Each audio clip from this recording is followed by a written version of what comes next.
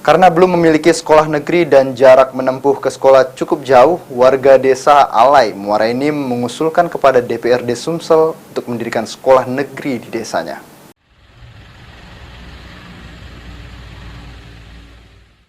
Warga desa Alai, Kecamatan Lembak, Kabupaten Muara Enim, saat reses anggota DPRD Provinsi Sumsel mengusulkan pendirian sekolah tingkat SMA. Dari usulan itu, anggota Dewan dari Komisi 4 Syamsul Bahri mengatakan akan mengkaji ulang usulan tersebut karena dalam aturan banyak persyaratan yang perlu diperhatikan sebelum mendirikan sekolah.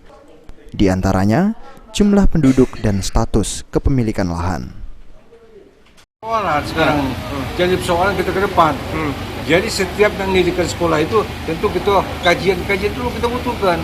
Jangan selama ini kan berdampaknya kita bangun, dampaknya sekolah swasta tutup, kolap sekolah swasta ini. Itu kita antisipasi itu, gitu ya. Yang kita lakukan, Pak?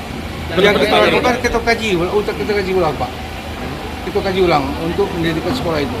Justru itu seperti sekolah tadi di desa Alai tadi selatan, kita kaji ulang, Pak.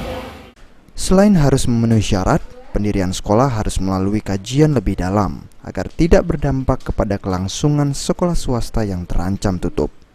Anggota Komisi 4 DPRD Provinsi Sumsel mengungkapkan akan mengkaji ulang usulan warga serta memanggil camat, kades, dan kepala dinas terkait agar tidak menimbulkan permasalahan ke depan.